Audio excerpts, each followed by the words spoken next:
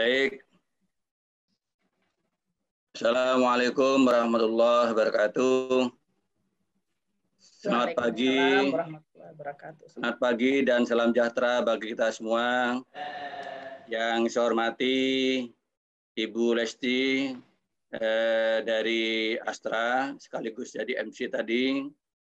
Yang saya hormati narasumber kita yang terhormat Bapak Yudi Antariksa, MSc AR. Yang berbahagia dan saya banggakan para bunda dan yanda dari seluruh Indonesia yang tadi tercatat 1894.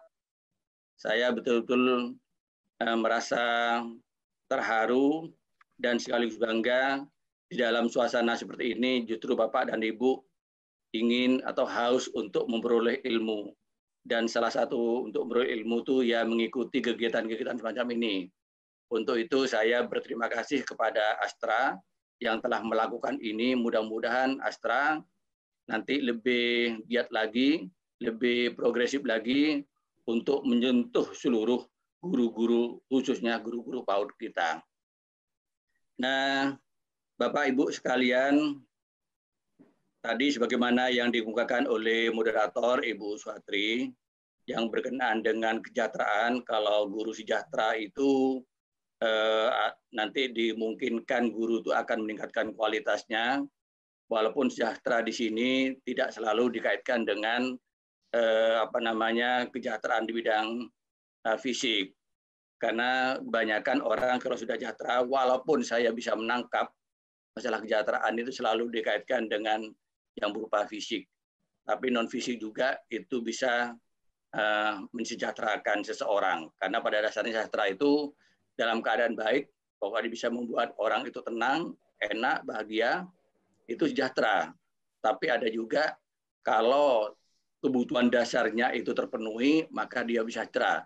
Silakan, terserah, saya tidak perlu mendebat-debatkan itu, tapi yang jelas saya hanya ingin mengutip atau mengacu kepada peraturan perundang-undangan yang secara eksplisit menyangkut berkenaan dengan guru yang sejahtera itu. Baik, silakan dilanjutkan, kliknya Mas. Halo. Nah, ini saya ingin menginformasikan tentang standar guru.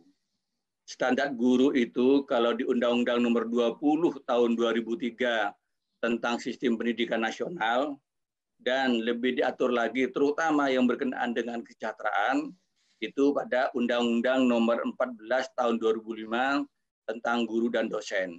Intinya saya tidak akan mengulas semua ini. Intinya seorang guru itu memenuhi standar apabila pertama dari segi kualifikasi itu minimal harus S1 atau D4.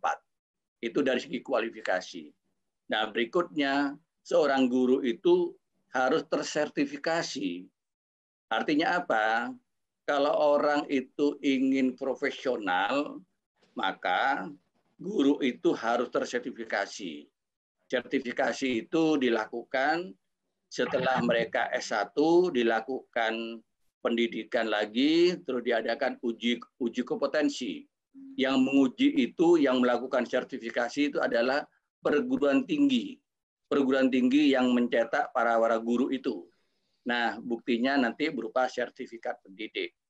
Kalau seseorang itu sudah berkualifikasi S1, dia sudah tersertifikasi, maka guru itu dianggap sudah memenuhi standar guru. Ini kalau melihat dari versi Undang-Undang Nomor 14 Tahun 2005. Yaitu kalau seseorang sudah tersertifikasi, maka dia dianggap profesional. Maka karena profesional, dia mendapatkan penghargaan dari pemerintah. Penghargaannya apa? Beraneka macam. Tapi salah satunya yang selalu dikemukakan di peraturan perundangan manapun, kesejahteraan di penghargaan itu yaitu berupa tunjangan. Nah, klik berikutnya. Lanjutkan, Mas. Halo. Dilanjut. Nah, ini yang saya katakan yang berkenaan dengan kesejahteraan dalam bentuk fisik, yaitu ada beraneka tunjangan. Tunjangan pertama yang namanya tunjangan profesi. Tunjangan profesi itu hanya diberikan kepada seseorang yang telah tersertifikasi seperti yang saya katakan tadi. Di sana dijelaskan bahwa tunjangan yang diberikan itu yaitu untuk meningkatkan mutu guru. Apakah guru PNS, apakah guru bukan PNS, apakah dia pengawas, yang intinya yang berkenaan dengan guru dan tenaga kependidikan. Nah, itu kalau sudah mereka mutunya tinggi, maka mendapat penghargaan atas profesionalitasnya itu. Itu sebagaimana yang diamanahkan dalam Undang-Undang Guru dan Dosen. Kalau mereka sudah bermutu, mereka diberikan penghargaan, mereka sudah profesional, itu dalam rangka untuk mengangkat martabat guru, meningkatkan kompetensi guru, memajukan profesi guru, meningkatkan mutu pembelajaran, dan meningkatkan pelayanan pendidikan yang bermutu kepada anak didik. Jangan lupa, apapun yang dilakukan oleh guru, pemerintah mengupayakan bagaimana supaya guru berkompeten, bagaimana guru sejahtera. Itu semuanya anak adalah pada anak, bukan pada siapa-siapa. Anak siapa? Ya anak murid yang diamanahkan di satuan pendidikan. Nah, inilah yang kami waktu itu cukup agak resah karena banyak, tapi walaupun tidak semuanya, sebagian besar masih bagus. Ada juga guru kalau sudah dapat tunjangan profesi, itu kadangkala mulai melonggarkan pembelajarannya. Nah, ini yang saya tidak inginkan, karena tujuan utama pemerintah itu memberikan tunjangan profesi, itu dalam rangka untuk meningkatkan kompetensi, itu supaya guru itu bermutu. Nah, ini yang saya khawatir karena sesi pertama ada pertanyaan ke saya ketika seminar yang pertama saya menjadi hadir di sini juga, yaitu apakah tunjangan profesi itu hanya semata-mata untuk meningkatkan kompetensi? Sebagian besar iya. Sebagian besar iya untuk meningkatkan kompetensi. Kompetensi memang tidak harus melalui diklat. Bisa belajar sendiri. Makanya tema dari seminar ini adalah guru pembelajar, itu sangat tepat. Karena diharapkan guru itu memang harus jadi pembelajar. Nah, supaya mereka itu tidak ada halangan lain, tidak memikirkan apa-apa yang lain, supaya fokus, makanya kesejahteraannya itu dipenuhi. Nah, inilah esensi dari tunjangan profesi. Nah, mungkin ada yang tanya, berapa tunjangan profesi? Tunjangan profesi kalau bagi PNS, itu langsung sama dengan 1 kali gaji. Kalau dia gajinya 3 juta, dia langsung tunjangan profesinya 3 juta. Itu bagi yang PNS. Nah, bagi yang non-PNS bagaimana? Ada 2 tahap. Kalau yang non-PNS begitu sudah tersertifikasi, sudah memenuhi syarat semuanya, maka dia akan mendapat tunjangan profesi itu 1,5 juta. Loh kok beda? Iya beda. Karena mau disamakan bagaimana? Dong kalau PNS kan sudah jelas ada golongan 3A, 3B, 3C atau bahkan 4 itu ya. Di situ 1 kali gaji. Nah, kalau non PNS ini kan belum. Maka supaya sama dilakukanlah namanya penyetaraan. Nah, penyetaraan ini dilakukan penilaian terhadap portofolio. Portofolio terhadap apa yang telah guru miliki. Ya, mulai kualifikasinya, mulai dari lama mengajarnya, terus bagaimana dia kesehariannya. Nah, dari situ kami nilai berupa berkas-berkas itu, kalau sudah lulus setara, maka non-PNS itu, guru non-PNS disamakan tunjangannya itu. Nah, ini yang saya maksudkan mengenai besarannya tunjangan profesi. Terus siapa yang menanggung, yang membayarkan tunjangan profesi itu? Ada 2. Kalau yang PNS itu dibayarkan melalui Dinas Pendidikan Kabupaten Kota. Itu kalau untuk guru TK. Nah, tapi kalau untuk yang non PNS sementara ini masih ditangani langsung oleh Kemdikbud, ditangani oleh pusat. Itu. Nah, kalau di dinas yaitu melalui APBD, yaitu dengan dana alokasi umum itu ya. Itu. Lanjut.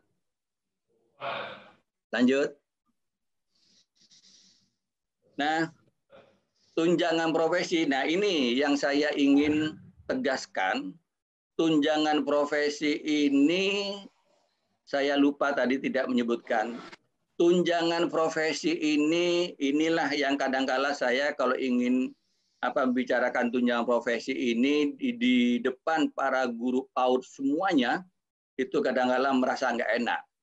Karena kalau sudah menyangkut tunjangan profesi itu hanya guru yang masuk jalur formal. Yang masuk jalur formal di Undang-Undang Guru dan Dosen itu hanya dari TK. Sedangkan kelompok bermain, TPA, SBS itu belum masuk karena dia kategori jalur non formal. Sehingga tunjangan profesi itu atau sertifikasi itu hanya ditujukan kepada guru pada jalur formal. Nah, inilah yang saya katakan tadi, kalau saya diminta bicara masalah tunjangan itu, kalau ada guru-guru non formal, maka saya ada perasaan nggak enak, tapi apa boleh buat, tapi ini karena sudah undang-undang. Nah, sekarang ini Kemdikbud sedang merevisi undang-undang itu, mudah-mudahan tidak terlalu lama nanti undang-undang itu sudah tidak membedakan antara jalur formal, guru jalur formal maupun formal. Sudah disamakan. Ini harapan kami, justru ini yang diperjuangkan oleh Himpaudi melalui MK tahun yang lalu, tapi waktu itu belum berhasil, tapi mudah-mudahan mulai tahun ini, mudah-mudahan paling lama tahun depan itu undang-undangnya sudah selesai, sudah direvisi. Jadi Bapak dan Ibu, kalau yang berkenaan dengan tunjangan profesi itu, mohon maaf kepada Bunda Yanda yang masih yang di kategori guru PAUD non formal, yaitu kelompok bermain, TPA, SPS, ini memang belum dikenakan di situ. Jadi ini khusus masalah guru TK, ini yang perlu saya awali dulu. Nah, kalau sudah tersertifikasi, maka tunjangannya itu tidak otomatis di tahun yang bersangkutan. Tunjangannya itu diberikan pada tahun berikutnya. Jadi kalau misalnya dia lulus tersertifikasi tahun 2019, baru dibayarkan tahun 2020. Kalau lulus tahun 2020, dibayarkannya tahun 2021. Ini yang saya banyak protes dari daerah, kenapa saya sudah lulus tersertifikasi, tapi kenapa kok tunjangan belum cair-cair?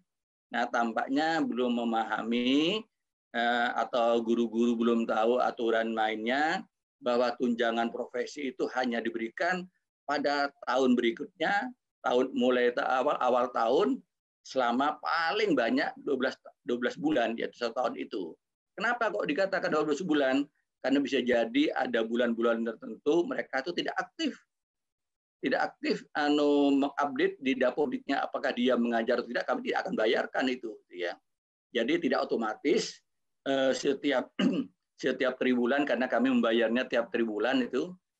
Bisa jadi triwulan pertama kami bayar, triwulan kedua belum tentu kami bayar. Kalau dia tidak mengajar, tidak aktif di dapodiknya, ya sudah kami tidak bayar itu. Jadi itu. Nah, apa persyaratan untuk mendapatkan tunjangan profesi? Yaitu ada 6. Jadi memang tidak segampang yang kita bayangkan untuk memperoleh tunjangan profesi itu. Pertama, seperti yang saya katakan tadi, dia harus memiliki sertifikat pendidik yang diberikan nomor registrasi oleh departemen. Yang kedua, memenuhi beban kerja guru, yaitu 24 GPL sehari. Seminggu ya. 24. Jadi nggak bisa kalau misalnya hanya ngajar nggak sampai 24 jam, tidak bisa. Nah, cuma sekarang ada perbaikan melalui Permendikbud nomor 17 kalau tidak salah. Itu 24 tidak harus guru itu mengajar, tapi yang harus berhadapan dengan murid itu minimal 18 JPL. Selebihnya dikonversi dengan kegiatan guru, misalnya apakah menilai portofolio, membuat persiapan pelajaran, dan sebagainya. Itu dimungkinkan sekarang itu. Yang ketiga, yaitu mengajar di kelas yang bersangkutan. Ya. Tidak bisa ngajar supaya memenuhi syarat, maka guru mengajar di TKA, TK apa namanya? Karena di TK itu ada TKA, TKB. Artinya bukan di TK-nya dia. Keliling di TK-TK sebenarnya tidak harus mengajar atau menangani anak di TK yang bersangkutan. Tidak boleh ngambil di TK-TK lain. Itu yang ketiga. Yang berikutnya harus terdaftar pada pada Departemen Pendidikan itu ya, dan dia terdaftar di Dapodik itu harus. Makanya saya bilang kalau guru itu sudah keluar dari Dapodik pasti kami tidak bayarkan itu. Itu yang kelima, berusia paling tinggi 60 tahun. Nah, yang diatur hanya 60 maksimalnya. Kalau minimalnya tidak. Kalau misalnya guru itu usia 59 masih bisa itu. Artinya ada guru ikut sertifikasi sudah usianya agak tua itu dia. Tapi sebelum 60 itu bisa kapanpun dia. Tapi yang penting maksimal 60 karena kenapa? Karena paling tinggi usia kerja guru itu adalah 60 tahun. Nah, tidak terikat sebagai tenaga tetap pada instansi lain. Artinya begini, kan ada dia seorang guru sudah tersertifikasi, tahu-tahu oleh pejabatnya itu, oleh atasannya diangkat atau diperbantukan menjadi di tenaga struktural. Dia statusnya masih guru, nggak dirubah oleh dinas. Nah, ini kami tidak bayarkan walaupun dia sudah punya sertifikat pendidik. Berikutnya. Nah, ini tunjangan khusus sama seperti tunjangan profesi, hanya diberikan kepada guru-guru yang berada di daerah khusus. Yang menentukan daerah khusus itu adalah dari Bappenas, kami melahirkan itu, dan dari Kementerian Desa dan Daerah Tertinggal. Itu yang menentukan, bukan Kementerian Pendidikan. Nah, bagi mereka yang ada di daerah khusus, yang dikatakan daerah khusus, maka seorang guru kalau PNS bisa jadi dapat 3 tunjangan, dapat 3 gaji dia. Pertama gaji pokok, yang kedua tunjangan profesi, yang ketiga tunjangan khusus, bahkan ada Pemda yang memberikan tunjangan kinerja sendiri. Bisa jadi dapat 4. Jadi inilah enaknya di daerah khusus, tapi jangan hanya melihat dari apa yang mereka dapat, tapi apa yang mereka perbuat itu bukan main. Kalau saya menyaksikan bagaimana perjuangan guru-guru di daerah khusus itu bukan main. Ada yang melintasi sungai, tidak ada jembatan, ada yang naik turun gunung. Jadi bukan main.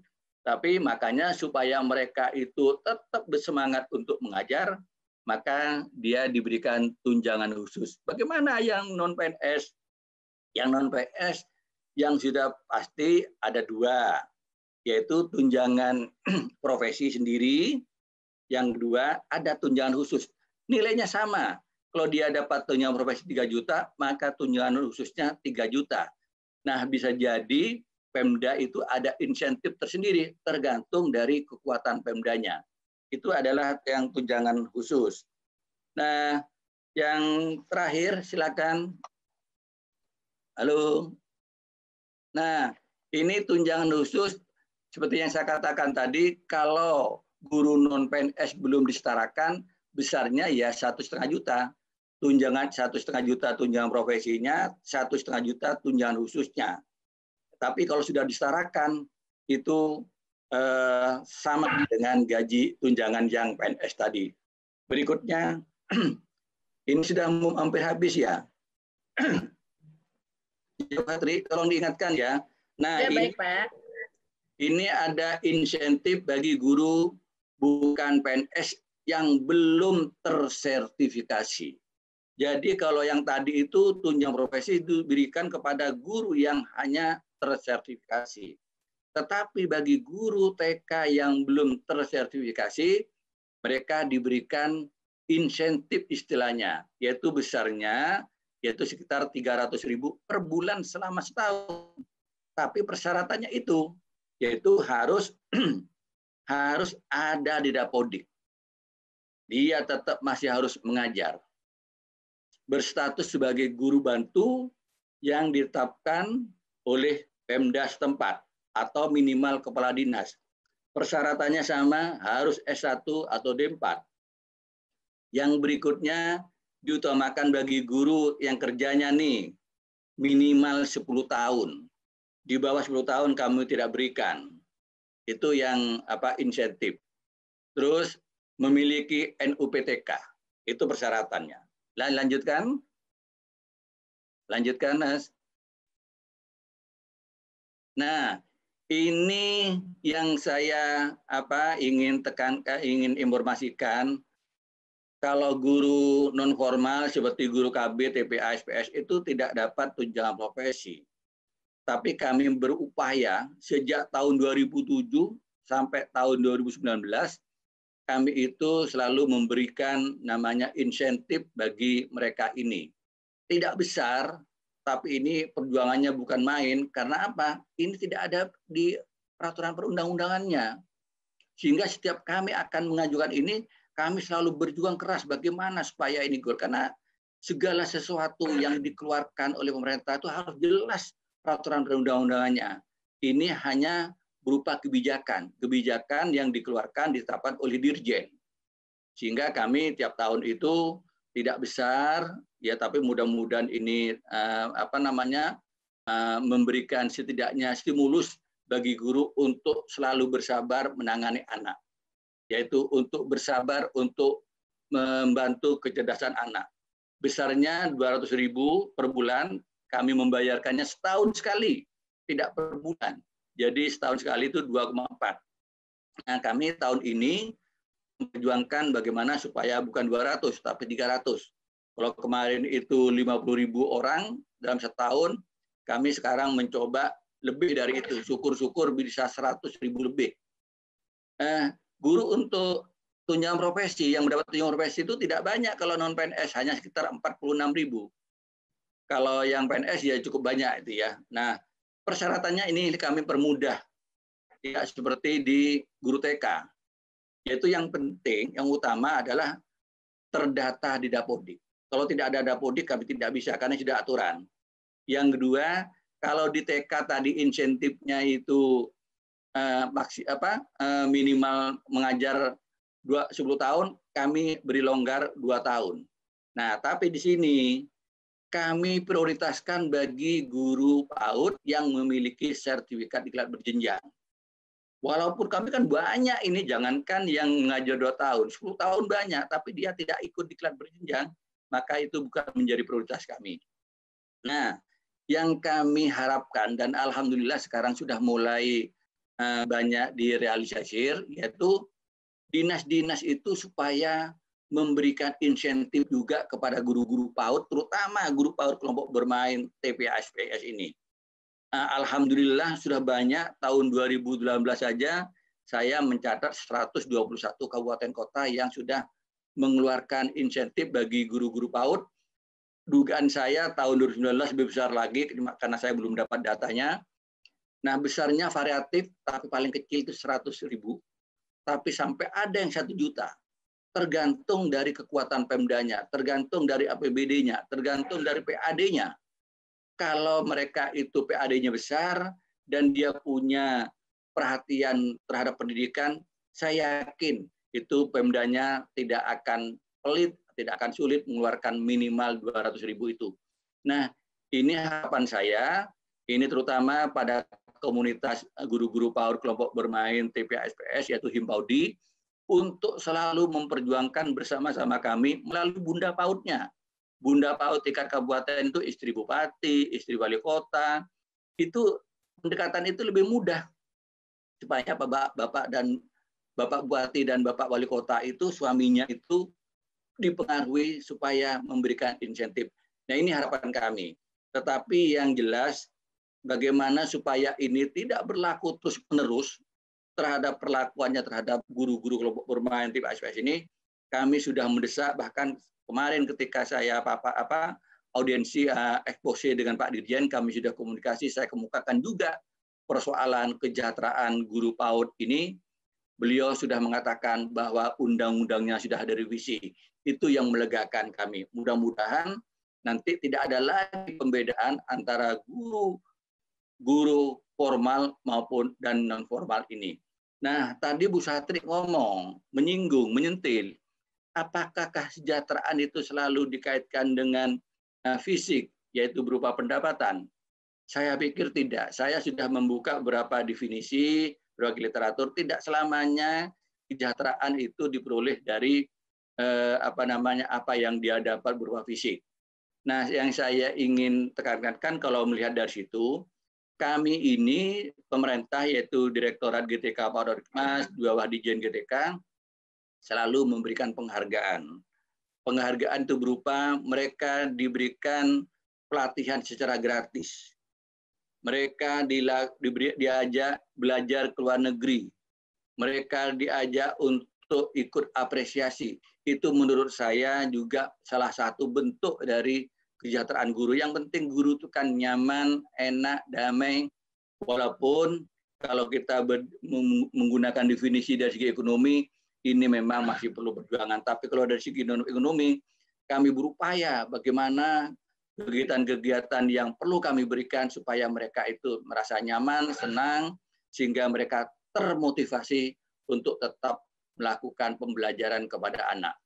Saya pikir itu ya waktunya, kalau tidak salah sudah melewati ini, tapi untuk itu saya nanti masih senang kalau diadakan dialog, saya masih senang mengikuti, dan saya juga ingin memperoleh pembelajaran dari Bapak Yudi Antariksa ini.